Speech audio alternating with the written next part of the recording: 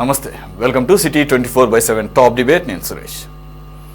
YCP హయాంలో ఓ అధికారి సంస్థ ఆదాయాన్ని లెక్కాపత్రం లేకుండా పంచిపెట్టారు. అవసరానికి మించి నియామకాలు చేయడం, బంధువులకు కీలక పోస్టులు, కాంట్రాక్టులు ఇవ్వడమే కాదు, ఎన్నికలకు కొన్ని నెలల ముందు సంస్థ పేరిట తెచ్చిన 900 కోట్ల అప్పులో 151 కోట్ల చెల్లింపులకు లెక్కలు లేకపోవడం విశేషం. ఆయనే ఫైబర్ నెట్ మాజీ ఎండి మధుసూదన్ రెడ్డి. ఇప్పుడు ఆయన పాపాల పుట్ట పగులుతోంది. అందుకే ఆయనపై ప్రభుత్వం సస్పెన్షన్ వేటు వేసింది. తన అక్రమాలను కప్పిపుచ్చుకోవడానికి ప్రస్తుత మాజీ ఉద్యోగులను మధుసూదన్ రెడ్డి ప్రభావితం చేస్తున్నారని ప్రభుత్వం చెబుతోంది. అంతేకాదు, మధుసూదన్ రెడ్డి ఫైబర్ నెట్ రికార్డులను ట్యాంపర్ చేస్తున్నారని, సాక్ష్యాలను ధ్వంసం చేస్తున్నారని అంటోంది. త్వరలోనే ఈ కేసు సరికొత్త మలుపులు తిరిగే అవకాశం కనిపిస్తుంది. అటు ఇంతకాలం అజ్ఞాతంలో ఉన్న ఏపీ బెవరేజెస్ కార్పొరేషన్ మాజీ ఎండి డి వాసుదేవరెడ్డి ఆచూకీని ఎట్టకేలకు తెలిసింది. మాజీ సీఎం జగన్ బెంగళూరులోని నివాసం సమీపంలోనే ఒక హోటల్లో వాసుదేవరెడ్డి బస చేసినట్టు సిఐడి అధికారులు గుర్తించి పిలిపించి విచారించి వదిలేశారు. దీంతో మద్యం కుంభకోణం వ్యవహారంలో కూడా త్వరలోనే సరికొత్త ట్విస్టులు చోటు చేసుకునే అవకాశం కనిపిస్తుంది. మరోవైపు గ్రామ వార్డు సచివాలయాల్లో ఉద్యోగులకు బదిలీ చిక్కులు వచ్చి పడ్డాయి. 2024 జూలై 31 నాటికి 5 ఏళ్ల పాటు ఒకే చోట పనిచేసిన వారికి మాత్రమే బదిలీ అనే నిబంధన వీరికి ఇబ్బందికరంగా మారింది. 1,00,000 మందికి పైగా ఉద్యోగుల సర్వీస్ 2024 అక్టోబర్ 1 నాటికి 5 ఏళ్లు పూర్తవుతుంది. దీంతో వారు బదిలీకి అనర్హులుగా మారారు. అందుకే బదిలీలకు కట్ ఆఫ్ తేదీని కాస్త పెంచాలని కోరుతున్నారు. ఈ అంశాలపై ఈరోజు డిబేట్లో పార్టిసిపేట్ చేస్తున్నారు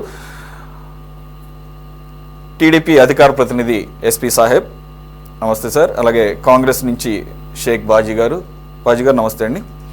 అలాగే జనసేన పార్టీ నాయకులు మేకల రవీంద్రబాబు గారు, నమస్తే అండి. అలాగే సీనియర్ జర్నలిస్ట్, ప్రముఖ విశ్లేషకులు కోడేశ్వర గారు కూడా జాయిన్. నమస్తే సార్.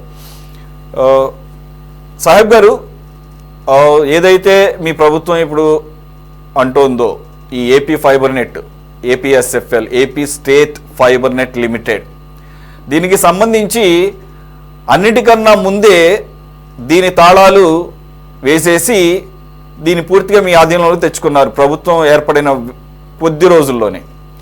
ఎందుకంటే దీనిలో భారీ స్థాయిలో అక్రమాలకు పాల్పడ్డారు కాబట్టి ఫైల్స్ ట్యాంపరింగ్ జరిగే అవకాశం ఉంది. అప్పటికే కొన్ని ఫైల్స్ మిస్ అయ్యాయని చెప్పేసి మీకున్నటువంటి సమాచారంతో, నాకు తెలిసినటువంటి ఇన్ఫర్మేషన్ ప్రకారం ఓన్లీ లాస్ట్ 1 వీక్ 10 డేస్ నుంచే ఆ ఆఫీస్ రీఓపెన్ అయింది. కానీ ఈ లోపలనే దీనికి సంబంధించిన మాజీ ఎండి మధుసూదన్ రెడ్డి మీరు సస్పెండ్ చేయకపోవడమో, మరి కావాలని మీరు ఒక వ్యూహం ప్రకారం అబ్జర్వ్ చేస్తూ ఉండటం వలన ఆయన ఈ రోజుకి కూడా ఇప్పట్లో ఉన్నటువంటి అలాగే మాజీ ఉద్యోగుల్ని ప్రభావితం చేస్తున్నట్లుగా, అలాగే సాక్ష్యాలని ట్యాంపరింగ్ చేస్తున్నారని ఈరోజు ఆయన మీద సస్పెన్షన్ వేటు వేస్తూ జీవో రిలీజ్ చేశారు. ఇకపోతే అమరావతి విడిచి వెళ్ళొద్దు అంటున్నారు. కానీ ఇదే పరిస్థితి బెవరేజెస్ కార్పొరేషన్ మాజీ ఎండి వాసుదేవరెడ్డి విషయంలో కూడా జరిగింది. మీరు అప్పుడు కూడా సస్పెండ్ చేశారు 2 నెలల క్రితమే ఆయన్ని, ఎక్కడికి వెళ్ళొద్దు అని చెప్పేసి. అంటే ఆయన ఇన్నాళ్ళు ఎక్కడున్నారో కూడా ప్రభుత్వం తెలియదు అంటుంది. మరి వ్యూహాత్మకంగా తెలిసి కూడా వాళ్ళ యొక్క కదలికల్ని గమనిస్తూ ఇంకాస్త డీటెయిల్డ్ ఇన్ఫర్మేషన్ లేదంటే కనుక సాక్ష్యాలు స్ట్రాంగ్గా సేకరించే పనిలో భాగంగా అలా వ్యూహాత్మకంగా వ్యవహరించారో తెలియదు. పెద్ద విషయం కాదు ఆయన ఎక్కడున్నారో ప్రభుత్వం తెలుసుకోవడానికి. మరి అదే జరిగిందేమో. ఆయన బెంగళూరు జగన్ ప్యాలెస్కి దగ్గరలోనే ఒక హోటల్లో బస చేస్తున్నట్లుగా, అలాగే ఆయన ఆ ప్యాలెస్లోకి కొంతమంది సీనియర్ లాయర్లతో అనేక దఫాలుగా వెళ్ళి చర్చలు జరిపినట్లుగా మీకు ఉన్నటువంటి ఇన్ఫర్మేషన్తో ఆయన్ని పిలిపించి విచారించి మళ్ళీ వదిలేశారు. ఇప్పుడు కూడా అరెస్ట్ చేస్తారు అని అనుకుంటున్న ప్రతి సందర్భంలోనూ జరగదు. ఇది వ్యూహాత్మకమా లేదంటే గనక నత్తనడకన సాగుతోందా మీ విచారణ? సురేష్ గారు, తమరికి అదేవిధంగా ప్యానెల్లో ఉన్నటువంటి పెద్దలకి, సిటీ న్యూస్ వీక్షకులందరికీ కూడా నమస్కారం అండి. మీరు ఇంట్రోలో కొన్ని అంశాలు ప్రస్తావించారు. సహజంగా ప్రభుత్వాలు మారినప్పుడు ఏంటంటే, గత ప్రభుత్వంలో ఏదైనా కానీ అవకతవకలు జరిగినప్పుడు దానికి బాధ్యులైన వారిని విచారిస్తారు. కానీ ఇక్కడ ఈ ఫైబర్ నెట్ విషయంలో కావచ్చు, అదేవిధంగా ఈ మద్యం కార్పొరేషన్ విషయంలో కూడా కొన్ని విషయాలు ఏమైనాయి అంటే మేము మొట్టమొదటి నుంచి చెప్పుకుంటానే వస్తున్నాం. ఫర్ ఎగ్జాంపుల్ బెవరేజెస్ కార్పొరేషన్ తీసుకుంటే గతంలో ఉన్న జీవోని క్యాన్సిల్ చేశారు. దాంట్లో గతంలో జీవోలో ఏముండేదంటే మద్యం కార్పొరేషను, దాంతో పాటు బెవరేజెస్ ఎండి డిఫరెంట్ గా ఉండేవాడు. వీళ్ళందరూ కలిసి అక్కడ ఉన్నటువంటి మెంబర్లతో, అదేవిధంగా వాళ్ళతో డిస్కషన్ చేసి నిర్ణయాలు తీసుకుని ఆ నిర్ణయాలను గవర్నమెంట్ తెలియజేసేవాళ్ళు. ఇక్కడ ఏంటంటే దాంట్లో ఎంపీ చేయాల్సింది ఏంటంటే ఆ అడ్మినిస్ట్రేషన్ అవన్నీ చూసేవాళ్ళు. అదేవిధంగా బెవరేజెస్ సంబంధించి వాళ్ళు ఏం చేసేవాళ్ళు అంటే ఆ ప్రైస్ కోట్ చేసేవాళ్ళు, ఇవన్నీ తీసుకెళ్లి క్యాబినెట్ లో పెట్టేవాళ్ళు. కానీ ఇక్కడ ఏం జరిగిపోయింది, మద్యం కార్పొరేషన్ కి సంబంధించినటువంటి ఈ పూర్తి అధికారాలన్నీ కూడా ఆ ఎండీ తీసుకొచ్చేసి అతను కట్టబెట్టారు. దీంట్లో ఎక్కడ డిస్కషన్ లేవండి, ఎక్కడ లేకుండా అవుట్ రేట్ గా ఆ కార్పొరేషన్ కు సంబంధించినటువంటి మేనేజింగ్ డైరెక్టర్ ఫార్ములాస్, అదేవిధంగా ఆ బెవరేజెస్ సంబంధించినటువంటి అంశాలు ఇవన్నీ కూడుకొని అసలు ఈ కమిటీ లేకుండా చేసేసి ఏకఛత్రాధిపతంగా అతని నిర్ణయాలు తీసుకున్నాడు. దీంట్లో ప్రధానంగా ఏంటంటే ఒక మద్యం తయారు చేసేటువంటి కంపెనీలు ఇచ్చేటువంటి ప్రైస్ అది అవకతవకలు జరిగి, మద్యం అమ్మకాల్లో అవకతవకలు జరిగి 18,000 కోట్ల రూపాయలని మన శ్వేతపత్రంలో విడుదల చేయడం జరిగింది. కానీ ఈ మద్యం అమ్మకాల్లో ఆ అమ్మకాలతో పాటు ఆ తయారీదారీ సంస్థల దగ్గర నుంచి కొన్నటువంటి అంశాలు ఏవి మేము చెప్పలా, అమ్మకాల గురించి చెప్పాము, అంటే రిటైల్ ప్రైసే చెప్పామండి.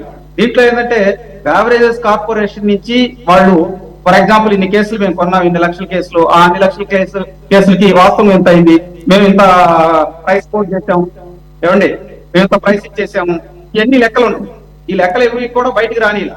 దీంతో పాటు ఏమైందంటే అసలు విషయం ఇక్కడ ట్రాన్స్పోర్ట్ విషయంలో కానీ మద్యం తయారీ సంస్థలకు ఇచ్చినటువంటి ఓపెన్ టెండర్లు కొన్ని ఉంటాయి, ఆ టెండర్ల విషయంలో కూడా ఎవరికి తెలియదు. ఫర్ ఎగ్జాంపుల్ మీకు గతంలో ఉండవల్లి ఆయన ప్రెస్ మీట్ పెట్టి అన్నారు, ఇది ₹5.25 పడిద్దండి, కానీ ఈ ప్రభుత్వం ఇంత అమ్ముతుంది అని చెప్పి. అలాగే గత ప్రభుత్వంలో చంద్రబాబు నాయుడు గారు కూడా ప్రెస్ మీట్ పెట్టినప్పుడు చెప్పాడు ₹5.65 ఏమండి సార్ కంటిన్యూ సార్. ఎంత అవుతుందండి, అది ₹5.25 అవుతుంది, కానీ దానికి వేసేటువంటి పన్నులు ఉంటాయి. ఈ రాష్ట్రంలో ఉన్నటువంటి ఇది ఎక్కువ మద్యం మీదే పన్నులు వేస్తారండి. ఇవన్నీ కూడా చేసి మేము దాన్ని ₹50 నుంచి ₹70 మధ్యలో అమ్ముతామండి అని చెప్పారు. అవి కూడా గతంలో ఉండేటువంటి కంపెనీలు ఏవీ లేవు. వీళ్ళు ఏం చేశారంటే పోలవరం అని, తర్వాత స్పెషల్ స్టేటస్ అని, అటువంటి అంటే ప్రజలు అనుకునేటువంటి బ్రాండ్లు మొత్తం ఏదైతే ఉంటాయో ఆ నాణ్యంగా ఉన్నటువంటి బ్రాండ్ తీసుకురావడం జరిగింది. ప్రధానంగా ఇక్కడ ఏం జరిగిందంటే ఈ కార్పొరేషన్ లో ఉండేటువంటి అమ్మకాలు బయటకి ఎక్కడ చెప్పలా, ట్రాన్సిట్ లేదు. సో మధ్యలో దాదాపు 90,000 కోట్ల రూపాయల అమ్మకాలు జరిగితే 5 ఏళ్లలో 671 కోట్ల రూపాయలు మాత్రమే డిజిటల్ పేమెంట్. అది కూడా ఇప్పుడు ఎలక్షన్ కమిషన్ వాళ్ళు అబ్జెక్షన్ పెట్టడం వల్ల లేదు మీరు తీసుకోవాలన్నప్పుడు ఆ అమ్మినటువంటి 2 నెలల్లో కొంతమందికి గతంలో కొన్ని మార్గదర్శకాలు ఉన్నాయండి. మద్యం కార్పొరేషన్లు వాటికి సంబంధించినటువంటి అంశాలన్నీ కూడా ఆన్లైన్ లో పెట్టేవాళ్ళు, డాష్ బోర్డ్ లో పెట్టేవాళ్ళు. కానీ వైకాపా పార్టీ అధికారంలోకి వచ్చిన తర్వాత ఈ డాష్ బోర్డ్ విధానాన్ని పక్కగా నెట్టేశారు. ఏ కార్పొరేషన్ లో ఎంత అమ్మకాలు జరుగుతున్నాయి, ఏ బెవరేజెస్ నుంచి ఎన్ని కేసులు కొన్నారు, ఈ ఎక్కడికి వెళ్తున్నాయి అనేది ఎన్ని గోప్యంగా ఉంచేశారు. ఈ గోప్యంగా ఉంచడం వల్ల ఏమైందంటే వాళ్ళు దాంట్లో నుంచి వాళ్ళు ఇష్టం వచ్చినట్టు ఆ అమౌంట్ ని డైవర్ట్ చేసుకోవడానికి ఉపయోగపడింది. దీంతో పాటు ఏ బెవరేజెస్ ఎక్కడ అసలు ఆంధ్రప్రదేశ్ లో ఏ బెవరేజెస్ ఉన్నాయని అధికారులు ఎక్కడ చెప్పలా. సో దీని మీద మేము ఏమంటామంటే గతంలో ఉన్నటువంటి ఫైల్స్ మొత్తం కొన్ని మాయం చేయటం, కొన్ని తగలబెట్టేయటం ఇవన్నీ చేశారు. కాబట్టే మేము ఎవరైతే ఎంపీ ఉన్నాడో ఆయన్ని విచారించాం. వాస్తవంగా మీరు అన్నట్టు అరెస్ట్ చేస్తారన్నారు, కానీ అతని దగ్గర నుంచి మాకు కొంత ఇన్ఫర్మేషన్ రావాలి. అతను ఒక్కడే చేయలేడండి, అతని కింద స్థాయి ఉండేటువంటి అధికారులు కావచ్చు, లేదా రాజకీయ నాయకులు ఎవరెవరు ఉన్నారు, దీంట్లో ఈయన ఏమేమి ఒత్తిళ్లకు తలొగ్గారని చెప్పి బయటకు వస్తాయి. ఆయన కూడా నాకు తెలిసి అప్రూవల్ గా మారి కొన్ని అంశాలు చెప్పుకుంటూ వచ్చారు. ఆయన కూడా లేదండి నేను కొన్ని ఇంకా విషయాలు మీకు చెబుతానని చెప్పడం కూడా జరిగిందని అనుకుంటున్నారు కొంతమంది అధికారులు. ఇవన్నీ చూడాల్సినటువంటి అంశాలు. సో రెండో అంశం ప్రధానంగా ఏంటంటే మీరు కరోనా సమయంలో చూడొచ్చండి. కరోనా సమయంలో అసలు టీచర్స్ ని నిలబెట్టి మద్యం అమ్మారు. వాస్తవంగా ఎవరన్నా కానీ సాధారణ పౌరుడు కూరగాయలు తెచ్చుకోవాలన్నా కానీ మందులు తెచ్చుకోవాలన్నా కానీ బయటకు వెళ్తే పోలీసులు పడేసి కొట్టి చంపేసిన సందర్భాలు కోకోలరు. కొన్ని వెలుగులోకి వచ్చి కొన్ని వెలుగులోకి రాలా. సత్యనపల్లి దగ్గర అయితే ఒక అతని నోటంటే నెత్తురు వచ్చేటట్టు కొట్టారు పోలీసుని, మెడిసిన్ తెచ్చుకుంటానికి వెళ్తున్నానంటే మైనార్టీ వ్యక్తి. దీంతో పాటు మీకు చీరాలలో ఇటువంటి సంఘటనలు జరిగినాయి, గుంటూరులో ఇటువంటి సంఘటనలు జరిగినాయి. సో చాలా సార్లు జరిగినాయి. సాహిబ్ గారు లిక్కర్ సంబంధించి మనం అనేక సందర్భాల్లో చాలా సార్లు డిస్కస్ చేసుకునేవన్నీ. ఇక ఈ రోజు లేటెస్ట్ గా ఫైబర్ నెట్ విషయానికి వస్తే మధుసూదన్ రెడ్డి విషయంలో ఆశ్చర్యకరమైనటువంటి అనేకమైనటువంటి అక్రమాలు బయటికి కనపడుతున్నాయి. ఒకటి, లేని ఉద్యోగుల్ని చూపించి జీతభత్యాల రూపంలో కోట్ల రూపాయలు దోచేశారని, అలాగే ఏదైతే కీలకమైనటువంటి పదవులు ఉంటాయో అవి తన సొంత బ్రదర్కిను అలాగే మేనల్లుడికి ఏపీఎస్ఎఫ్ఎల్ ఫైబర్ నెట్కి సంబంధించిన ఆఫీసులో ఇచ్చారని చెప్పేసి, ఇకపోతే కరెక్ట్గా ఎలక్షన్స్కి బిఫోర్ ఏదైతే అప్పు తీసుకొచ్చారో దాంట్లో కూడా అవకతవకలు జరిగాయని వాటికి సంబంధించి ఎటువంటి రసీదులు కూడా లేవని చెప్పేసి, మరి ఆయన ఈ 2 నెలల కాలంలో మీరు ఈ విషయం మీద ఎందుకని సీరియస్గా చర్యలు చేపట్టలేదు? లేదంటే కనుక అవన్నీ సేకరించే పనిలో ఉన్నారా? మరి మీరు ఏదైతే అమరావతిని వదిలి వెళ్ళొద్దని చెప్పేస్తే మరి ఇంతకుముందు అటువంటిది ఏమీ జరిగినట్టు మనం చూడలేదు. ఏది వాసుదేవ రెడ్డి గారిని ఎగ్జాంపుల్గా తీసుకుంటే, మరి మీరు జీవోలు ఇచ్చినంత మాత్రాన వారు ఎక్కడికి వెళ్లకుండా లేదా ఎటువంటి ఈ ట్యాంపరింగ్ యాక్టివిటీస్ చేయకుండా ఎంతవరకు కట్టడి చేస్తారని చెప్పేసి మీరు అనుకుంటున్నారు? అసలు సురేష్ గారు, first of all fibre net అనేది ఎందుకు తీసుకొచ్చారంటే గ్రామీణ ప్రాంతాల్లో ఉన్నటువంటి వాళ్లకు ఆ ఇంటర్నెట్ సదుపాయం, దానితో పాటు టీవీ, దానితో పాటు టెలిఫోన్ సదుపాయం కల్పించాలని చెప్పి ఆ రోజు తీసుకురావడం జరిగింది. అది కూడా ఫస్ట్ ప్రైస్ ఏంటంటే మంత్లీ 149 రూపాయలు బేసిక్ ప్లాన్ అండి. దీంతో పాటు మేము ఏంటంటే అప్పుడు 770 కోట్ల రూపాయలకి టెండర్ వస్తే దీన్ని 275 కోట్ల రూపాయలకే మేము కొత్త పనులు పూర్తి చేశాం. వాస్తవంగా ఈ టెండర్లు పిలిచే ప్రక్రియలో కూడా మేము ఒక స్పెషల్ గా కొంతమందిని పిలవటం జరిగింది. మీరు జపాన్ నుంచి కొంతమంది వచ్చారు, అదేవిధంగా మలేషియా నుంచి కొంతమంది వచ్చారు, కొంతమంది వేరే కంట్రీ వాళ్ళు వచ్చారు. ఇక్కడ మేము కీలకంగా ఏంటంటే ఆప్టికల్ ఫైబర్ వేయడానికి మేము అడిగామండి. ఆ రోజు కేంద్రం ఏంటంటే డిజిటలైజేషన్ భాగంలోగా కొంత వాళ్ళు కూడా సహాయం చేశారు. మేము కాబట్టి ఆ రోజు మోదీ గారి దగ్గర కూడా లేదండి, ఇట్లా మేము ఫైబర్ నెట్ అని ఒక టెక్నాలజీ ప్రకారం తీసుకొస్తాం, గ్రామీణ ప్రాంతాల్లో ఉన్నటువంటి వాళ్ళకి ఇంటర్నెట్ సదుపాయం కల్పించడంతో పాటు ఈ డిజిటల్ గా ఉండేటువంటి విధానాలు ప్రజల్లోకి తీసుకెళ్లాలనే విధానం మేము తీసుకొస్తున్నాం చెప్తే మోదీ గారు కూడా ఎస్ యూ కెన్ గో అన్నారు. అప్పుడు అసలు ఈ టెండర్ల ప్రక్రియ వచ్చినప్పుడు మారుమూల గ్రామాల్లో కూడా మేము ఫైబర్ నెట్ కేబుల్ వేసాము. అది కూడా చాలా శక్తివంతమైనటువంటి కేబుల్స్ వేసాం. దాదాపు 24,000 కిలోమీటర్లు వేసామండి. దాంట్లో ఏంటంటే 750 కోట్లకి ఇది కోట్ చేయడం జరిగింది. 271 కోట్లకు ఒకసారి, తర్వాత ఒక 150 కోట్ల రూపాయలు ఏంటంటే ఆ సెక్టార్ బాక్స్ కోసం వీటి కోసం ఖర్చు చేశాం. కానీ వైకాపా ప్రభుత్వం అధికారంలోకి వచ్చిన తర్వాత ఏం చేశారంటే దీన్ని బేసిక్ ప్లాన్ 350 రూపాయలు చేశారండి. 350 రూపాయలు చేశారు. పైపెచ్చు ఆ రోజు ఉన్నటువంటి మంత్రి ఏమని మాట్లాడారంటే అసెంబ్లీలో ఫైబర్ నెట్ అనేది దాదాపు 8,90,000 కనెక్షన్లు ఉన్నాయి, దీనివల్ల మనకి ప్రభుత్వానికి పర్ మంత్ 20 కోట్ల రూపాయల ఆదాయం వస్తుందని కూడా చెప్పడం జరిగింది. కానీ ఈ చివరిలో ఏం చేశారంటే ఫైబర్ నెట్ లో మేము ప్రతిసారి గగ్గోలు పెట్టాము. మేము ఉన్నప్పుడేమో 149 రూపాయలకి 250 ఛానల్స్ ఇచ్చాము, టెలిఫోన్ సౌకర్యం, అదేవిధంగా ఇంటర్నెట్ సౌకర్యం కల్పించాము. మీరు 350 రూపాయలు తీసుకొని కనీసం నెట్ కూడా సరిగ్గా లేకపోతున్నారు. దీని మొత్తానికి ప్రధాన కార్యాలయం విశాఖపట్నంలో ఉండేదండి అని చెప్పి మేము చాలా సార్లు మాట్లాడిన సందర్భాల్లో కూడా వాళ్ళు ఏం చేశారంటే మా ఛానల్స్ కొన్నిటి దాంట్లో ఫ్రీక్వెన్సీ తీసేయటం. ఏపీ ఫైబర్ నెట్ లో మరి ఆ రోజు ఉన్నటువంటి తెలుగుదేశం పార్టీకి అనుకూలంగా ఉండేటువంటి టీవీ5 కావచ్చు, ఏబిఎన్ కావచ్చు, ఆ ఛానల్ రాలా. మేము రాయికి కూడా వెళ్ళాం. రాయికి వెళ్తే ఏమన్నారంటే వాళ్ళు ఎందుకు మీరు ఇవ్వట్లేదని ఫైబర్ నెట్ వాళ్ళని అడిగితే వాళ్ళు సమాధానం కూడా చెప్పాల. దాని తర్వాత ఒక్కో ఛానల్ రావాలంటే 10 రూపాయలు నెలకు కట్టాలన్నారు. కొంతమంది దగ్గర వసూలు చేశారు. ఇవి కూడా ఉన్నాయి. ప్రధానంగా మేము ఆరోపించేది ఏంటంటే గతంలో తీసుకొచ్చినటువంటి ఈ ఏపీఎస్ఎఫ్ఎల్ ద్వారా చాలా మందికి మేలు జరిగింది. కానీ వైకాపా పార్టీ అధికారంలోకి వచ్చిన తర్వాత ఈ రేట్లు పెంచేసి అసలు ఆ డబ్బులు ఎక్కడికి వెళ్ళి ఎవరికి తెలియదు. పైపెచ్చు వాళ్ళు కొన్ని ఆరోపణలు కూడా చేశారండి. ప్రధానంగా ఏమని చేశారంటే మీరు టెండర్లు పిలిచిందా, టెండర్లు అవకతవకలు జరిగి ఓపెన్ టెండర్లు పిలవలేదు, దీంతో పాటు మీరు ఇక్కడ కొన్ని కోట్ల రూపాయలు తినేశారు, సెటప్ బాక్స్ లో కూడా ఇష్యూలు జరిగినాయి అని చెప్పి కొంతమందిని విచారించడానికి తీసుకురావటం, కొంతమందిని అరెస్ట్ చేయటం, అదేవిధంగా గతంలో ఎవరైతే టెండర్లో పాల్గొన్నారో ఆ టెండర్లు దక్కించుకున్నారో వాళ్ళని తీసుకొచ్చేసి లేదు మీరు చంద్రబాబు గారు డబ్బులు తీసుకున్నారని చెప్పమనడం, ఒట్టులు తీసుకురావడం, ఇవన్నీ జరిగినాయి. కొంతమందిని అయితే పట్టుకొచ్చేసి వాళ్ళ మీద కేసు పెట్టకుండా పోలీసులు విచారించి కొన్ని ఇష్యూలు చేశారు. దీంట్లో ప్రధానంగా ఏంటంటే ఈ ఫైబర్ నెట్ మీద ప్రధానమైనటువంటి ఆరోపణలు చేస్తూ అసలు ఈ ప్రాజెక్ట్ ని నిర్వీర్యం చేశారండి. మేము గతంలో ఏంటంటే దాదాపు 13,456 పంచాయతీలు ఉంటే దాంట్లో 13,250 పంచాయతీల పిల్లలకి స్కూల్ ఎడ్యుకేషన్ ఫ్రీగా ఇంటర్నెట్ ఇచ్చాం. దీంతో పాటు అప్పుడు ఉండేటువంటి పంచాయతీలకు ఇచ్చాం.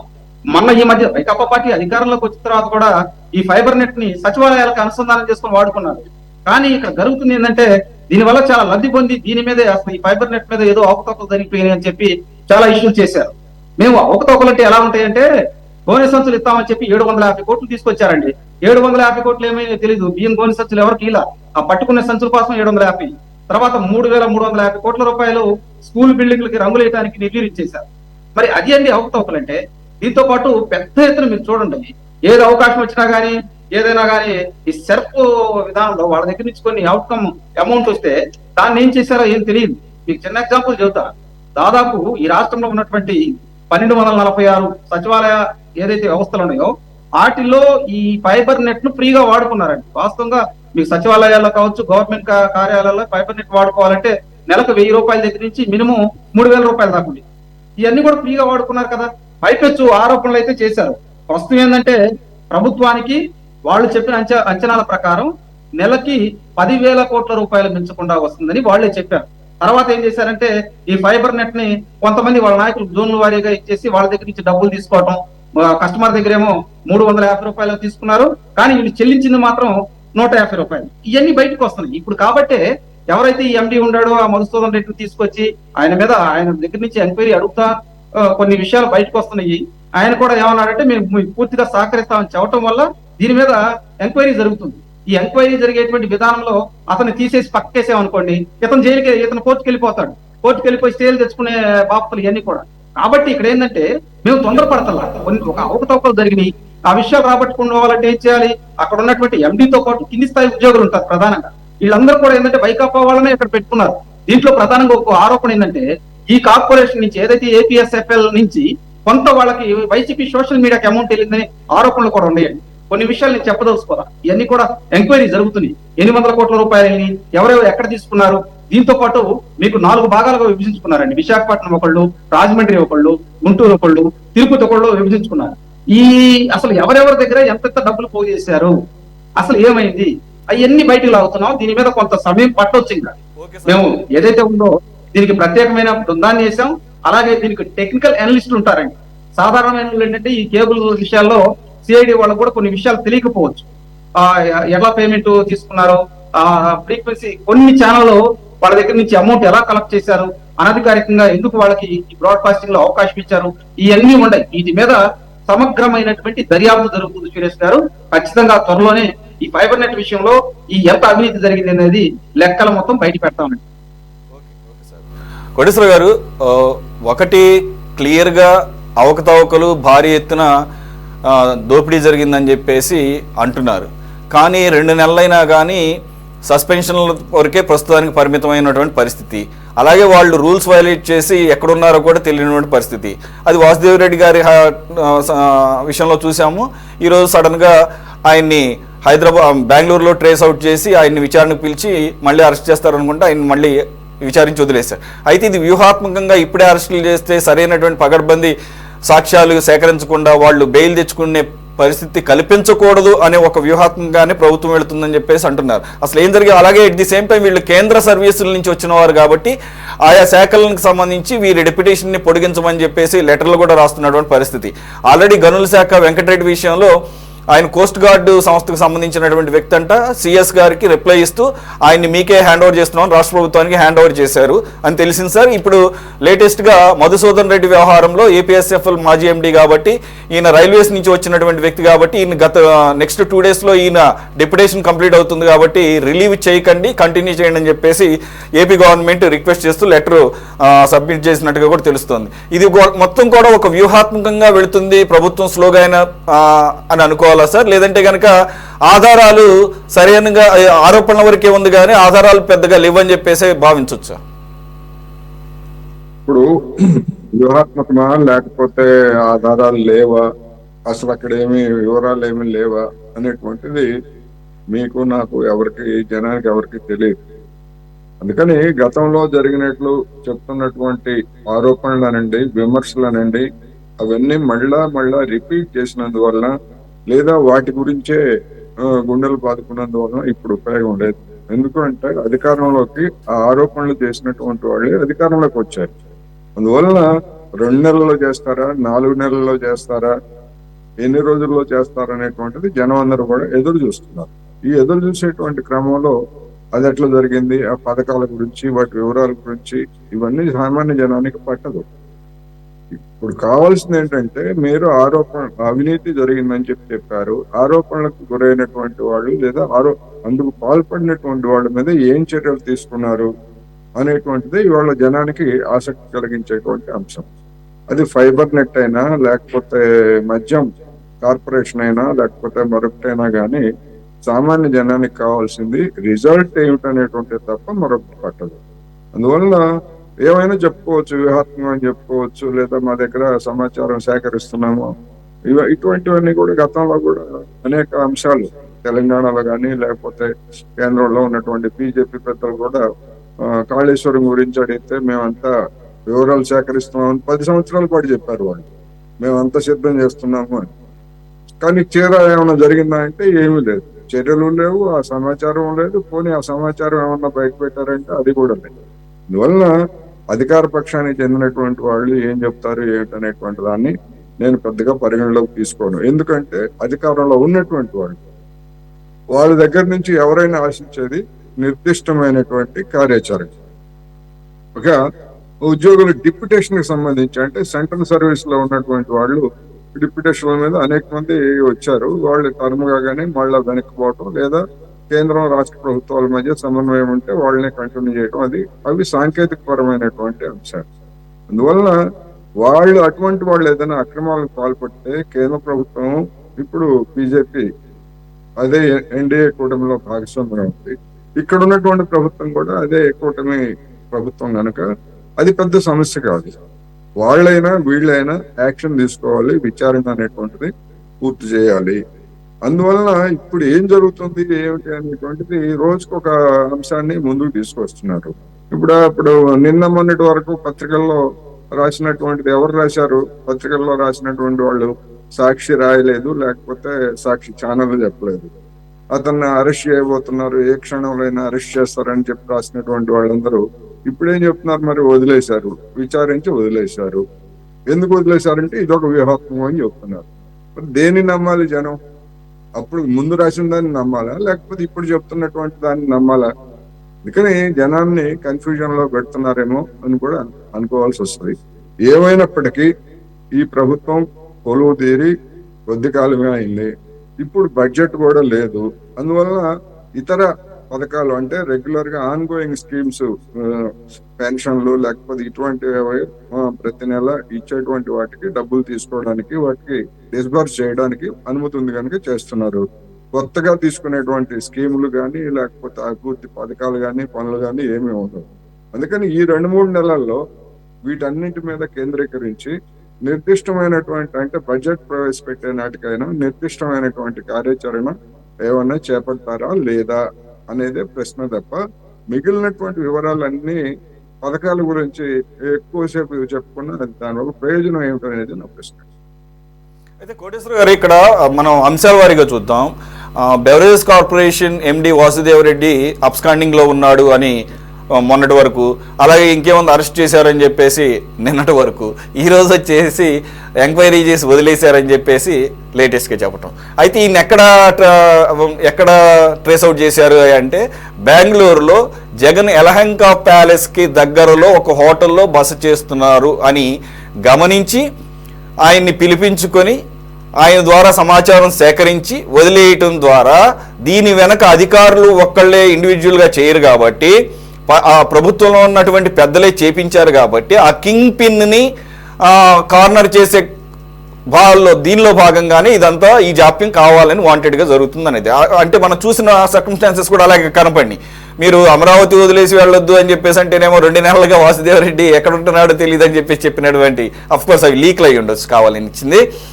వాళ్ళు ఖచ్చితంగా మానిటర్ చేస్తుండబట్టే ఈయన ఎక్కడెక్కడికి వెళ్తున్నారు. మరి ఇప్పటి వరకు మనం ఏమనుకున్నాం, జగన్మోహన్ రెడ్డి గారు సరే ఓడిపోయారని చెప్పేసి అమరావతిలో ఉండబుద్ధి కావటం లేదా, లేకపోతే ఆయనకు ఉన్నటువంటి వ్యాపార వ్యవహారాలు చూసుకోవడానికి బెంగళూరు వెళ్తున్నారు ఇట్లా అనుకుంటే కాదు. దానితో పాటుగా ఈ రకమైనటువంటి కుంభకోణాల్లో ప్రైవేటుగా కలవటానికి, దాని ద్వారా ఏ రకంగా చట్టం నుంచి శాంక్టిటీ పొందే కార్యక్రమంలో భాగంగా, ఎందుకంటే ఆయన కలిసినప్పుడు యలహంక ప్యాలెస్లోకి దేశంలోనే టాప్ లాయర్స్ వీళ్ళతో పాటు లోపలికి వెళ్ళినట్లుగా, వీళ్ళు వాసుదేవరెడ్డి గారితో పాటు సమక్షంలోనే వాళ్ళు లోపల మీటింగ్ అయినట్లు. అఫ్కోర్స్ లోపల ఏం జరిగినది పక్కన పెట్టడం, లోపలికి వెళ్ళటం రావడం వరకు మాత్రం అయితే కొంత సమాచారం వచ్చే అవకాశం ఉంది. కాబట్టి ఆ రకంగా చూడొచ్చు సార్. అంటే కింగ్ పిన్ కార్నర్ చేయడం, కింగ్ పిన్ అనేది ఎవరనేది మనకు అందరికీ తెలిసిందే. అధికారానికి వచ్చిన తర్వాత ఈ పార్టీ కూటమి ప్రభుత్వం ఏం చేస్తుందో అక్రమాలకు పాల్పడినటువంటి వాడికి తెలియనటువంటిది కాదు. మరి అటువంటి కింగ్ పిన్ అనేటువంటి వాడు వెళ్ళి యలహంకలో జగన్మోహన్ రెడ్డి గారు ఇంటి దగ్గరే ఉన్నాడు అని అంటే నేనైతే నమ్మను ఒక జర్నలిస్ట్ గా. ఆ మాత్రం తెలీదా? వెళ్ళి జగన్మోహన్ రెడ్డి గారి ఇంటి దగ్గర ఉండి వీళ్ళంతా పోలీసులు వెళ్ళి పట్టుబడితే అక్కడ అంతా అడ్రస్ అంతే లాయర్లతోటి లోపలికి వెళ్ళినట్టు వచ్చినట్టు. ఇది కూడా కరెక్ట్ కదా అని అందుకు అనుకోకూడదు. ఎవరన్నా వెళ్ళి ఉంటాడా అండి? ఒక నేరం చేసినటువంటి వాడు. ఇప్పుడు దీని వెనకాల జగన్మోహన్ రెడ్డి గారు ఉన్నారనే కదా తెలుగుదేశం వాళ్ళు గతం నుంచి ఆరోపిస్తా ఉంది. మరి అటువంటిప్పుడు king pin is nothing but Jaganmohan Reddy అనే కదా కావచ్చు. నేను దాన్ని కాదంటలేదు. అటువంటి వాడు, అటువంటి వ్యక్తి వెళ్ళి జగన్మోహన్ రెడ్డి ఇంటి పక్కనే ఉండి వీళ్ళకి అంత అమాయకంగా దొరికిపోతాడా? నేనైతే అనుకోను. మరి అంత అమాయకులు ఉన్నారు అధికారులు గాను, ఉన్నతాధికారులు గాను, లేకపోతే అక్రమాలు పాల్పడిన వాళ్ళు నేను అనుకోను. ఎందుకంటే ఒక జర్నలిస్ట్ గా నేనైతే నమ్మను దాన్ని, ఆ కథని. కానీ ఇప్పుడు ఒకవేళ అటువంటిది ఏదన్నా ఉంటే ఆయనే తీసుకెళ్లాలా లాయర్లని? అక్కడే మాట్లాడాలా? అక్కడే మాట్లాడక్కర్లేదు లాయర్లని, ఆయన అక్కడే ఉండక్కర్లేదు. ఎక్కడి నుంచి అయినా ఇవాళ సెల్ ఫోన్లు లేకపోతే వాట్సాప్ చాటింగ్లు లేదా ఇతరత్ర అసలు ట్రేస్ చేయడానికి కూడా వీల్లేనటువంటి పద్ధతుల్లో మాట్లాడుకోవడానికి అవకాశం ఉన్నప్పుడు వెళ్ళి అంతా అక్కడే కూర్చున్నారని వాళ్ళు లాయర్లతో వెళ్ళాడని ఇది కూడా కరెక్ట్ కదా అనుకోవచ్చు కదా. వ్యూహాత్మకంగా అని చెప్తున్నప్పుడు ఇది కూడా కరెక్ట్ కదా అనుకోవచ్చు. ఇంకొకటి ముఖ్యమైనటువంటి అంశం నేను లేవనెత్తదలుచుకుంది ఏంటంటే, మదనపల్లిలో ఫైల్స్ తగలబడ్డాయి. దాని మీద తీవ్రమైనటువంటి గందరగోళం చెలరేగింది, లేదా ప్రభుత్వం గట్టిగా ఉన్నట్టు కనబడుతున్నప్పుడు మరి ధవళేశ్వరంలో అంత ధైర్యం ఎట్లా వచ్చిందండి? వీళ్ళకి తగినటువంటి జాగ్రత్తలు ఏ ఫైల్ అయినా రేపు ఇప్పుడు ఈ బేవరేజెస్ కార్పొరేషన్ కానీ లేకపోతే ఫైబర్ నెట్ దానిలో కానీ అక్కడ కూడా ఫైలు తగలబెట్టిన ఆశ్చర్యం లేదు. ఎందుకని ఆ విధమైనటువంటి ధైర్యం అటువంటి శక్తులకు వస్తూ ఉంది అనేది కూడా జనానికి అనుమానం వస్తుంది. వీళ్ళు తీసుకున్నటువంటి ముందు జాగ్రత్తలు ఏమిటి అనేటువంటిది కూడా వస్తుంది. అందువల్ల ఏదైనప్పటికీ ఇప్పుడు వ్యూహాత్మకం అని చెప్పినా మరొకటని చెప్పినా కానీ మరి మీడియాలో అటువంటి కథలు ఎందుకు రాయించారు? మరి ఏ క్షణంలో అయినా మధుసూదన్ రెడ్డిని అరెస్ట్ చేస్తారు, దానికోసం పోలీసులు అంతా గాలిస్తున్నారు అని గాలి కబుర్లు ఎందుకు రాయించినట్టు? ఎవరు రాశారు? రాసినటువంటి వాళ్ళు ప్రభుత్వానికి అనుకూలమైనటువంటి వాళ్లే కదా. ప్రభుత్వానికి మేలు చేయడానికి రాశారా లేకపోతే కీడు చేయడానికి రాశారా? అందువలన ఇలాంటి అనేక ప్రశ్నలు, అనేక సందేహాలు తలెత్తుతున్నాయి కనుక ఏమైనా ఒకటి నేను చెప్పదలుచుకుంది, అక్రమార్కులను ఎవరిని వదలాల్సిన పని లేదు. వాళ్ళ మీద తగినటువంటి సాక్ష్యాధారాలతోటి సాధ్యమైన మేరకు ఛార్జ్ షీట్లు పెట్టి కేసులు నమోదు చేయాలి అనేదే నా అభిప్రాయం. జనం కూడా ఎదురు చూస్తే అదే. అక్కడేం జరిగింది, ఇక్కడేం జరిగింది, ఆ స్కీమ్ ఏంటి, ఈ స్కీమ్ ఏంటి, ఇవన్నీ జనానికి పట్టవు. Okay, right. సార్ విఠల్ గారు, మీరేమంటారు అంటే, ఒకటి వాసుదేవరెడ్డి గారి బెవరేజెస్ కార్పొరేషన్ మాజీ ఎండి విషయం దాన్ని నడుస్తున్న క్రమంలోనే ఈరోజు ఏపీఎస్ఎఫ్ఎల్కి సంబంధించి దీంట్లో కూడా భారీ ఎత్తున అవకతవకలు జరిగినాయి అంటున్నారు. కాకపోతే ఏంటంటే యాక్షన్ రూపంలో ఈరోజు ప్రభుత్వం జీవో జారీ చేయటం, ఆయన సస్పెండ్ చేయటం మధుసూదన్ రెడ్డిని.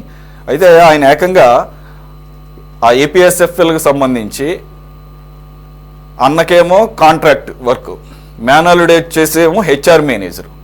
ఈ స్థాయిలో అధికారి, అందులో కేంద్ర సర్వీసుల నుంచి వచ్చినటువంటి అధికారి నిర్ణయాలు ప్రభుత్వ పెద్దల యొక్క ఆమోదం లేకుండా జరిగే అవకాశం ఉందా? మరి దానిలో భాగంగానే ప్రభుత్వం కొంత లేట్ అయినా జాప్యం అయినా కానీ పూర్తి స్థాయి సాక్ష్యాలను సేకరించే క్రమంలో ఒక వ్యూహాత్మకంగా ఈరోజు సస్పెన్షన్ వేటు వేసింది అనుకోవాలా?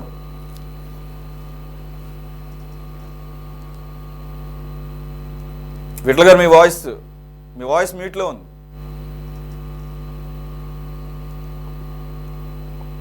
నమస్కారం సార్, మీకు ఛానల్లో ఉన్న పెద్దలకు, అదేవిధంగా మన ఛానల్ని వీక్షిస్తున్నటువంటి ప్రజానీకం అందరికీ కూడా ముందుగా శుభ సాయంకాలం. ఈరోజు మా కూటమి ప్రభుత్వం అయినప్పటికీ ఒక విషయాన్ని అయితే ఒప్పుకోవాలేమో అనిపిస్తున్నది. ఏంటంటే చంద్రబాబు నాయుడు గారికి గతంలో ఉన్నంత దూకుడు తగ్గినట్లుగా భావించాల్సి వస్తుంది. కారణం ఏమంటే వచ్చి 2 నెలలైంది.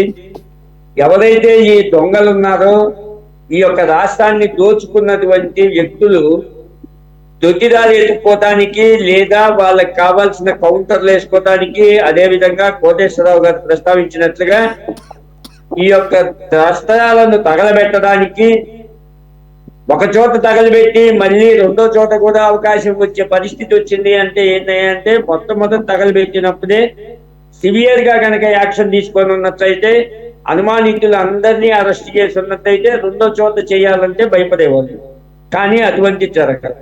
మూడో పాయింట్ ఏంటంటే, ఎవరైతే ఈ అధికారులు ఉన్నారో ఎప్పుడున్నా ఆ అధికారులే. కాకపోతే కొంతమంది ఆ రోజు వాళ్ళకి జీహుతూరని ఉన్న వాళ్ళు ఉంటే, పక్కన ఉన్న వాళ్ళు ఇంకో కొంతమంది ఉంటారు. ఈ విధంగా చూస్తే మనకి ఏమర్థమవుతున్నాయంటే, అధికార యంత్రాంగం మొత్తం కూడా ఈ రోజున ప్రక్షాళన చేయాల్సిన అవసరం అయితే మొట్టమొదటిగా ఉన్నది.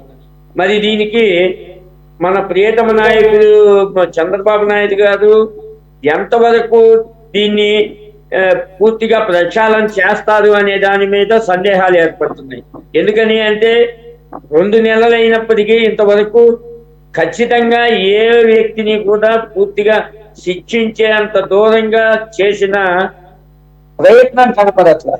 అందుకు కారణం సాక్షితోటి సహా పక్కాగా వాళ్ళని పట్టుకొని అరెస్ట్ చేయాలనే ఉద్దేశం ఒకటైతే, ప్రతిదాని మీద కూడా పూర్తి స్థాయిలో ఎంక్వైరీ చేసి చేయాలనేది. కానీ నా ఉద్దేశం నేనేమంటానంటే, మనం వారి దగ్గర ఉన్న తప్పుల్ని ఎతికి పట్టుకునే క్రమంలో ఆలస్యం అవుతున్న కొద్దీ వాళ్ళు దారులు ఎత్తుక్కొని పారిపోయే మార్గాలు లేదా దాన్ని సమర్థించుకోవడానికి కావాల్సిన ఎత్తుగడలు, ఇప్పుడు మీరు చెప్పినట్టు ఈ రోజున అక్రమ సంపాదన సంపాదించిన వ్యక్తులు ఎంతటి ఖరీదైన లాయర్లనైనా పెట్టుకొని వారు ముందు ఈ యొక్క సమస్యల నుంచి బయటపడటానికి ప్రయత్నం చేసే అవకాశం ఉంటుంది. సరే, వారు ఏం చేయాలన్నా ముందు ఉన్నటువంటి వాళ్ళ మీద ఉన్నటువంటి అభియోగాల కారణంగా ముందుగా వాళ్ళని అరెస్ట్ చేసే ప్రయత్నం ఒకటి చేసి, ఇటువంటి అధికారులందరినీ ముందు లోపల జైల్లో పెట్టే అవకాశం కనుక తీసుకున్నట్లయితే కనీసం మిగిలిన వాళ్ళైనా సరే జాగ్రత్త పడటానికి ముందు అవకాశం ఉంది. రెండోది ఏంటంటే, ఇప్పుడు ఈ ఉదాహరణకి ఫైబర్ నెట్టే ఉంది. ఈ ఫైబర్ నెట్ గతంలో తెలుగుదేశం ప్రభుత్వం ఉన్నప్పటి నుంచే మొదలు పెట్టారు. ఆ తర్వాత వైసీపీ ప్రభుత్వం వచ్చిన తర్వాత ఎక్కడా కూడా ఈ ఫైబర్ నెట్ ప్రజలకు ఉపయోగపడిన దాఖలాలు లేవు. కనీసం ఈ రోజైనా సరే ఈ యొక్క ఫైబర్ నెట్ ని ముందు మనం ప్రజలకి అందుబాటులోకి తీసుకురావడం అనే కార్యక్రమం ఒకటి వెంటనే అమలు చేయాల్సిన అవసరం ఉన్నది. అంటే ముందుగా మనం ప్రజలకు కావాల్సినటువంటి సదుపాయాల్ని కల్పిస్తూ గతంలో చేసిన అధికారుల్ని శిక్షించడానికో వారిని అరెస్ట్ చేయడానికో ఎంక్వైరీలు చేయడానికో మనం గనక ప్రయత్నం చేసినట్లయితే ముందుగా ప్రజల్లో ఒక విధమైనటువంటి వ్యతిరేక భావం, అంటే కొత్త ప్రభుత్వం వచ్చింది 2 నెలలైంది, ఇంతవరకు ఎవరిని కూడా ఏమి శిక్షించట్లేదు లేదా వసతులు అవకాశాలు పెంచట్లేదు అనే భావం నుంచి ముందు ప్రజల్ని నమ్మించాల్సిన అవసరం కూడా ఈ రోజున మా ప్రభుత్వం మీద ఉన్నది. అందువల్ల మేము కూడా ఏం కోరుకుంటున్నామంటే, ముందుగా ప్రజలకి కావాల్సినటువంటి ఈ యొక్క వసతుల్ని అందుబాటులోకి తీసుకురావాల్సిన అవసరం కూడా ఉన్నది. అదేవిధంగా అధికారులు ఎంతటి వారైనప్పటికీ ఇక్కడ రాజకీయాలు కాదు కావాల్సింది, వాస్తవంగా ఏ యొక్క దొంగతనానికైనా లేదా ఇవాళ జరుగుతున్నటువంటి అవినీతికైనా పరాకాష్ట రాజకీయ నాయకులు అవ్వచ్చు. కానీ రాజకీయ నాయకులకు సహకరించి రాజకీయ నాయకులకు సలహాలు ఇచ్చి వారికి దారి చూపించి వాళ్ళ చేయించేది అధికారులు అయిపోతున్నారు.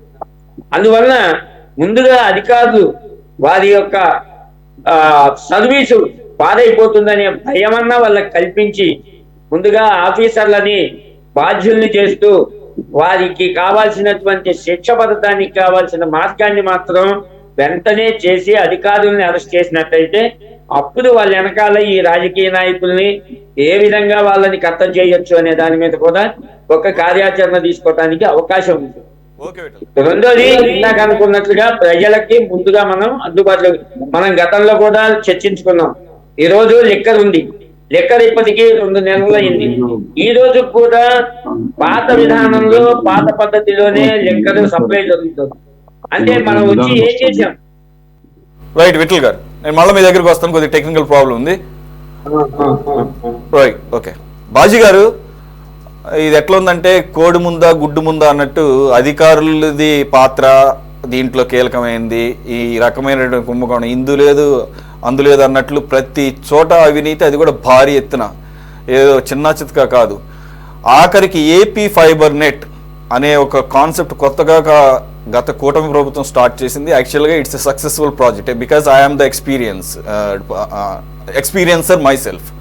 పైలట్ ప్రాజెక్ట్గా విజయవాడ రూరల్లో తీసుకొస్తున్నప్పుడు నేను కొంత రిలక్టెంట్గా అనుకున్నాను, 150 రూపీస్కే ఇలాగ వస్తుంది, మీరు కూడా మీడియా పర్సన్ కాబట్టి మీరు ఒకసారి చూడండి, లేదంటే కనుక 1 మంత్లో డిస్కౌంట్ చేస్తాము అని బాక్సులతో సహా అప్పుడు ఫ్రీగా ఇచ్చేసి just per month 149 rupees. When there are private players who are charging in multi folds, సామాన్యుడికి చాలా అవసరమైనటువంటి ఒక కమాడిటీ ఇప్పుడు ఇది బ్రాడ్బ్యాండ్ అవ్వచ్చు, న్యూస్ ఛానల్స్ కానీ, ఎంటర్టైన్మెంట్ ఛానల్స్ కానీ, ప్యాకేజెస్, కొంతమంది స్పోర్ట్స్ ఛానల్స్ ఇష్టపడతారు, కొంతమంది మూవీస్, కొంతమంది బాలీవుడ్, కొంతమంది హాలీవుడ్. అలాంటప్పుడు స్కై లాంటి కార్పొరేట్ ప్యాకేజ్ తీసుకోవాలంటే more than 1000 rupees, even thousands of rupees ఖర్చు పెట్టాల్సిన పరిస్థితుల్లో అన్లిమిటెడ్ ఛానల్స్ అంటే ఎన్ని అవైలబుల్ అంటే అన్ని, అంటే ఫస్ట్లో ఇచ్చింది చెప్తున్నాను నేను, ఆ తర్వాత రెస్ట్రిక్ట్ చేశారు. కూటమి ప్రభుత్వంలో ఆ రెస్ట్రిక్షన్ నేను పెద్దగా అబ్జర్వ్ చేయలేదు, ఎందుకంటే వాళ్ళు స్టార్ట్ చేసినటువంటి పెట్ ప్రాజెక్ట్ కాబట్టి వాళ్ళు ఆ రకంగా. 2 unlimited broadband, 3 land line connection, if you need it you can always connect. ఈ 3 సౌకర్యాలతో నేను పర్సనల్గా నంబర్ ఆఫ్ కేటగిరీస్ ఎక్కువగా ఇష్టపడతాను కాబట్టి ఐ సాటిస్ఫైడ్ మై సెల్ఫ్. అందుకని రిలక్టెంట్గా ఇష్టంతోనే వెళ్ళినా కానీ నేను చూశాను. ఇది 150 రూపాయల నుంచి ఈ రోజు నేనే కడుతున్నాను 480 రూపాయలు పర్ మంత్. యాక్చువల్గా ఇది 350 అనంట వాళ్ళు ఇచ్చే ప్యాకేజ్ కానీ తీసుకుంటే. నేను ఎక్స్ట్రా ప్యాకేజ్ కావాలన్నాను, కొన్ని international channels, CNN, BBC, India today, NDTV, అలాగే కొన్ని స్పోర్ట్స్ అండ్ మూవీస్ ఛానల్స్ కోసం. కాబట్టి ప్రైస్లోనే ఇంత డిఫరెన్స్ చూసాము. 2 సర్వీస్ క్వాలిటీ, రోజుకోసారి డిస్కనెక్ట్ అవుతుంది, ఫోన్ చేస్తే ఏంటంటే అక్కడికి కట్ అయింది. ఆఫ్ కోర్స్ ఫైబర్ అంటే కట్ అవుతుంది, కానీ రోజున దాంతోపాటు బ్యాండ్ విడ్త్ అండ్ ఫ్రీక్వెన్సీ లెవెల్స్ని ఎక్కడా కూడా అప్గ్రేడ్ చేయకపోవటం. సో టోటల్గా సర్వీస్ డిస్మాంటిల్ అయిపోయింది, నేను పర్సనల్గా అబ్జర్వ్ చేశాను. ఇది నేనేం బ్లేమ్ చేయట్లేదు, రైట్. ఇకపోతే సరే ఓకే వదిలేశారు, దాన్ని పట్టించుకోలేదంటే లేదు, దానికి పూర్తి స్థాయిలో స్టాఫ్ ఉన్నారు. స్టాఫ్ లేని ఓన్లీ బినామీలుగా చూపించిన వాళ్ళకు కూడా శాలరీస్ పే చేశారు. అలాగే ఫీల్డ్ స్టాఫ్ ఉంటారు దీనికి, అంటే ఆఫీస్కి రాకుండా ఫీల్డ్ స్టాఫ్ విధులకు హాజరవకుండా కూడా హాజరైనట్టుగా వాళ్ళకి పే చేసినట్టుగా చూపించి ఈ ఎండి కానీ లేదా ప్రభుత్వ పెద్దలు కానీ జేబులో వేసుకున్నారని. అదొక ఎత్తు అయితే మనం చూద్దాం, ఇందాక నిర్వహణ లోపాలు కనబడుతున్నాయి అన్న. నిర్వహణ కాంట్రాక్ట్ ఇచ్చింది so called Madhusudan Reddy, the X MD of APSFL సొంత బ్రదర్. ఇకపోతే APSFL HR మేనేజర్ వచ్చేసి మేనలుడట. ఇకపోతే కరెక్ట్గా ఎలక్షన్స్ బిఫోర్ 900 కోట్ల రూపాయలు అప్పు తీసుకొచ్చి 151 కోట్ల రూపాయలకి ఈరోజు బిల్లులు చూపించడం లేదు. అందుగురించే గత నెల 4వ తారీఖు ఆఫీస్కి తాళం వేసి టోటల్గా ఈ కొత్త ప్రభుత్వం మీరు ఇళ్ళ దగ్గర నుంచి పనిచేయండి అని చెప్పేసి జస్ట్ 1 వీక్ 10 డేస్ బ్యాక్ మాత్రమే రీఓపెన్ చేశారు. ఇప్పుడు సస్పెండ్ చేశారు. అట్ ది సేమ్ టైం ఆయన్ని డెప్యుటేషన్ కంటిన్యూ చేయమన్నారు, ఎందుకంటే ఆయన మళ్ళీ కేంద్ర సర్వీసులకు వెళ్ళిపోవాలి కాబట్టి. ఈయన మీద అవినీతి ఆరోపణలు ఉన్నాయి, మేము దాని మీద ఇక్కడ ఎంక్వైరీ నడుస్తోంది కాబట్టి ఎక్స్టెండ్ చేయమని చెప్పి. ఎలా చూడాలి సార్ ఇది? ఏకంగా మరి ప్రభుత్వ పెద్దలు అండలేకుండా ఇటువంటి అధికారులు ఎలా చేయరు? కావాలని డెప్యుటేషన్ మీద ఈ పలానా అధికారి కావాలని చెప్పి తెప్పించుకున్నారంటే ప్రేమతో తెప్పించుకున్నారా, లేకపోతే ఆయన క్యాలిబర్ని చూసి తెప్పించుకున్నారా, లేదంటే ఇతను నేను చెప్పినట్టు ఆడతాడు కాబట్టి ఆడి జేబులో రూపాయి వేసి నేను 99 రూపాయలు తినేయాలని చెప్పేసి తీసుకొచ్చారా? What is sir? ముందుగా మీకు ప్యానల్ సభ్యులకి అట్లాగే సిటీ న్యూస్ ప్రేక్షకులందరికీ కూడా నా నమస్కారాలు, శుభ సాయంత్రం. కాదేది అవినీతికి అనర్హం అన్నట్టుగా మరి గత ప్రభుత్వంలో యథేచ్ఛగా మరి విశృంఖలంగా అవినీతి ఆ శాఖ ఈ శాఖ అని కాదండి, దాదాపు అన్ని శాఖల్లో కూడా మొత్తం బాగా లాగేశారు. మరి ప్రజల సొమ్ము, మరి అప్పులుగా తెచ్చిన ప్రజల మీద అప్పుల భారం మోపి తెచ్చిన ప్రజల సొమ్ము మరి అవినీతి పరుల జేబుల్లోకి వెళ్ళింది. దీన్ని అధికారుల్ని బాధ్యులను చేయడం కాదు, అలాగే పాలకుల యొక్క పాత్ర లేదని కూడా చెప్పలేము. అధికారులు పాలకులు కలిసి ప్రజల సొమ్ముని మెక్కేశారన్నది అది క్లియర్ కట్ గా అర్థమవుతా ఉంది. ముఖ్యంగా మనం ఇప్పుడు ఇవన్నీ చెప్పుకుంటా పోతే మనం చూసాము, మొన్న మైనింగ్, అలాగే శాండ్, ల్యాండ్, లిక్కర్, ఇవాళ ఫైబర్ నెట్, రేపు మరికొన్ని శాఖల ద్వారా కూడా కొన్ని బయటపడే అవకాశం కనపడతా ఉంది. ఇక మనం ఏంటంటే ఇప్పుడు ఎంత మాట్లాడుకున్నా కానీ క్లియర్ కట్ గా అర్థమవుతుంది ఏంటంటే ప్రజా సొమ్ము పెద్ద ఎత్తున గత ప్రభుత్వంలో దుర్వినియోగం కాబడింది, అవినీతి పరుల జేబుల్లోకి వెళ్ళింది.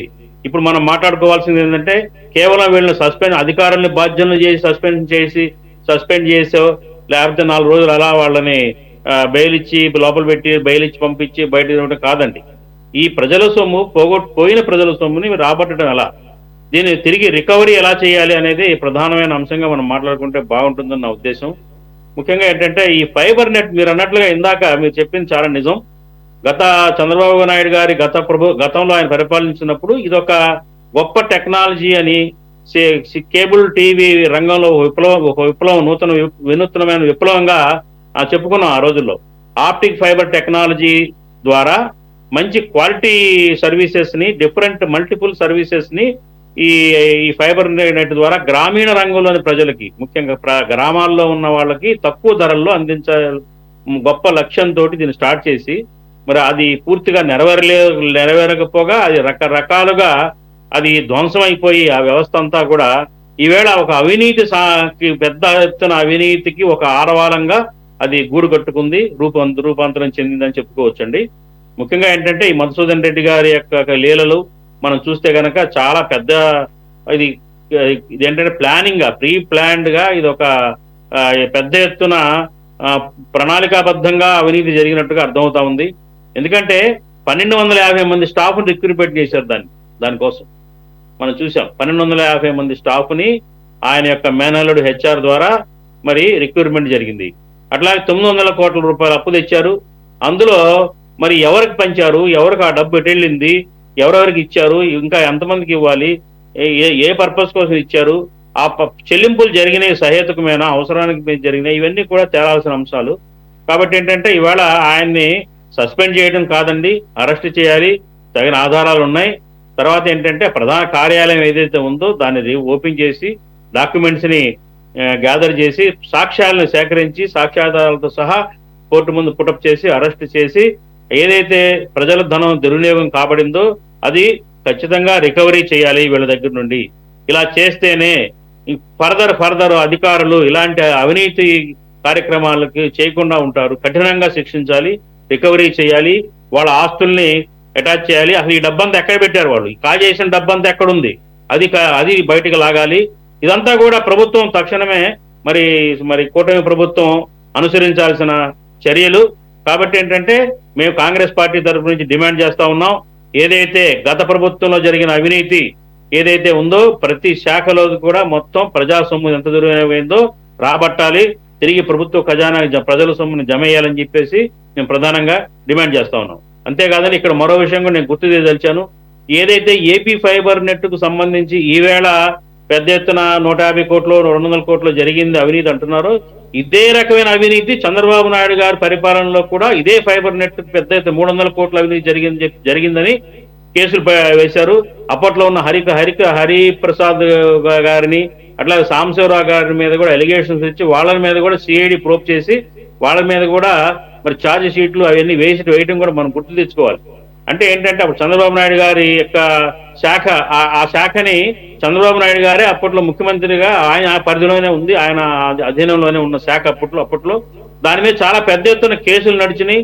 చంద్రబాబు నాయుడు గారు ముందస్తు బెయిల్ కోసం కోర్టు దాకా కూడా వెళ్ళిన సందర్భం కూడా మనం గుర్తు చేసుకోవాలి. అంటే ఏంటంటే ఈ ఏపీ ఫైబర్ నెట్ అనేది అప్పుడైనా ఇప్పుడైనా ఇదొక అవినీతికి ఒక ఆస్కారం, పెద్ద ఎత్తున ఆస్కారం ఉన్న ఒక వలయం లాగా కనపడతా ఉంది.